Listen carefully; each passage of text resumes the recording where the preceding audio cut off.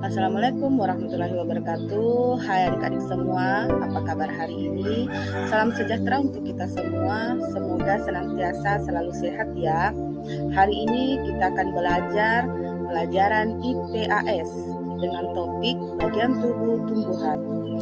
Nah, adapun tujuan pembelajaran kita pada hari ini yang pertama yaitu peserta didik mampu mengidentifikasikan bagian-bagian tubuh dari tumbuhan dengan tepat. Kemudian peserta didik memahami fungsi dari masing-masing bagian tubuh tumbuhan dengan benar. Apa saja bagian dari tubuh tumbuhan, kemudian apa fungsi dari setiap bagian tubuh tumbuhan. Adakah adik-adik yang tahu? Nah, seperti manusia mempunyai tangan dan kaki, tumbuhan juga memiliki anggota tubuhnya. Setiap anggota tubuh memiliki fungsi masing-masing yang bertujuan untuk memenuhi kebutuhan tumbuhan manusia.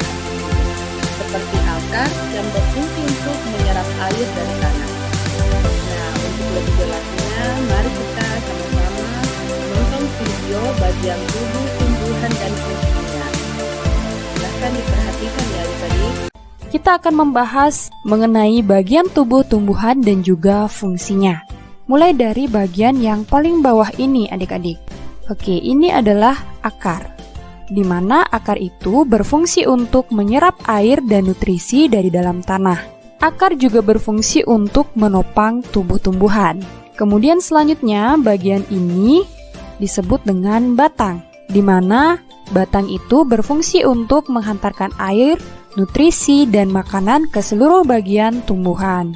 Nah, kemudian selanjutnya bagian ini adalah daun, di mana daun berfungsi sebagai tempat tumbuhan membuat makanannya adik-adik. Jadi, makanan ini dibutuhkan agar tanaman bisa tumbuh. Selanjutnya, bagian tubuh tumbuhan yang ini itu adalah bunga. Bunga berfungsi sebagai tempat perkembangbiakan tumbuhan. Bunga yang sudah berkembang biak akan menjadi biji. Nah, biji inilah yang nanti bisa ditanam kembali adik-adik. Nah, di dalam bunga ini ada yang namanya putik. Nah, putik itu adalah alat perkembangbiakan betina pada bunga adik-adik. Kemudian ada juga yang disebut dengan benang sari. Nah, benang sari ini adalah alat perkembangbiakan jantan pada bunga adik-adik. Kemudian bagian selanjutnya, bagian ini adalah buah. Nah, buah berfungsi sebagai tempat menyimpan cadangan makanan dan melindungi biji di dalamnya adik-adik. Oke, jadi itulah bagian tubuh tumbuhan beserta fungsinya. Nah,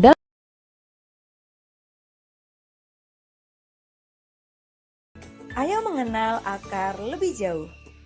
Akar adalah bagian yang penting bagi tumbuhan. Jika akar dipotong, maka tumbuhan tidak bisa mengambil nutrisi dari dalam tanah dan akan mati.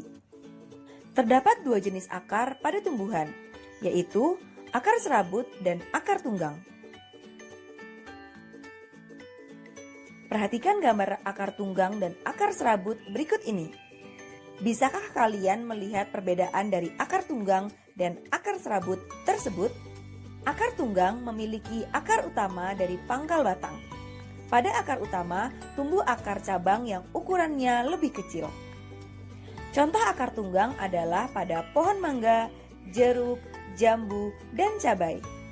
Sedangkan akar serabut adalah akar dari pangkal batang, terbagi menjadi akar-akar cabang yang ukurannya lebih kecil. Contohnya, pada tanaman padi, jagung, dan rumput. Akar juga bisa menjadi tempat menyimpan cadangan makanan bagi tumbuhan seperti wortel. Tanaman wortel memiliki jenis akar tunggang. Tanaman ini menyimpan cadangan makanannya di dalam akar. Jadi, jika kalian memakan wortel, sebenarnya kalian memakan akar loh. Lalu, bagaimana jika cadangan makanan disimpan di akar serabut? Jadinya akan seperti tanaman singkong.